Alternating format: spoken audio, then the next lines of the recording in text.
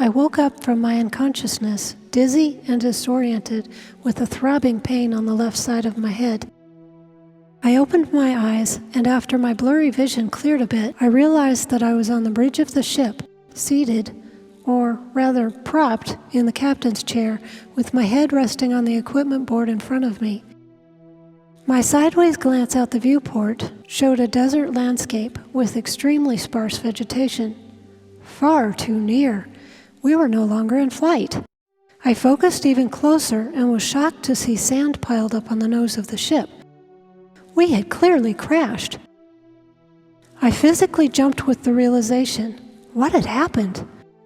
The last thing I remembered, I had been at my station on the starboard side of the ship near the wing, studying the atmospheric and geological data collected by the computer, determining if the types of plant life which we had brought with us on our colonization mission would be able to survive in this world. That's it. I remembered nothing else at all. No warning of danger or malfunction of the ship, no explosion, no crash, no shouts of the crew, nothing. The crew. I groggily lifted my head and listened intently. Apart from the hum of the computer and machinery around me, I could hear nothing. No talking, no movement, no activity of any kind. No people sounds. A sense of dread filled my heart.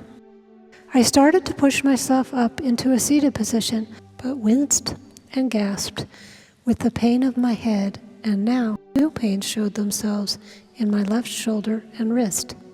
During the crash, I must have been thrown from my chair, and attempting to protect myself had injured my wrist and shoulder before my head hit the floor.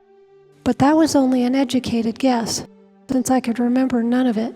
More slowly this time, I carefully raised myself, still listening for anything that might be a sign of more life on this ship than just myself. Still, I heard nothing. I looked at the computer screen in front of me, where my head had been resting.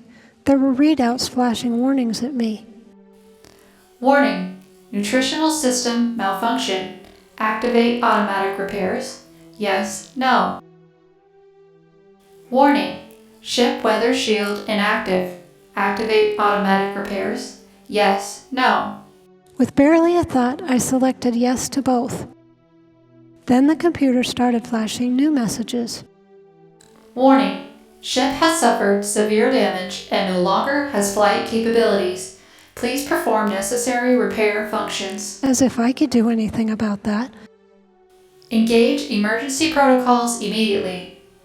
Emergency protocols. Yes, the computer was right. I had to do that. My head ached so much that I struggled to remember the emergency protocols. Retrieve a computer-linked datapad. I checked my pocket. Yes, mine was where it should be. If only it still worked. I activated it, and it seemed to be functioning.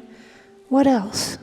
Oh, begin a video log to make a record of what had happened and of my activities in this emergency.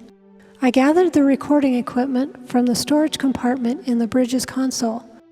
It was the only one there. There were normally 2 kept on the bridge, so had the captain already taken his? This gave me a bit of hope, but I still heard nothing of any of the crew on the ship. As I adjusted the equipment to record, I stood up carefully and stepped to the window on the door separating the bridge from the cabin of the ship. I peeked through it, afraid of what I might see beyond that door. I actually saw far less than I expected. Not only was there no crew in sight, but there were no longer any of the furnishings that should have been in the cabin. The chairs, computer stations, bunks, everything was gone. I sighed, and with a sinking heart, I stepped back to the command station as the most logical place to begin my video log, where I could immediately record the condition of the ship through the front viewport. I activated my recorder, and trying to keep my shaky voice steady, I began. Botanist's video log 001.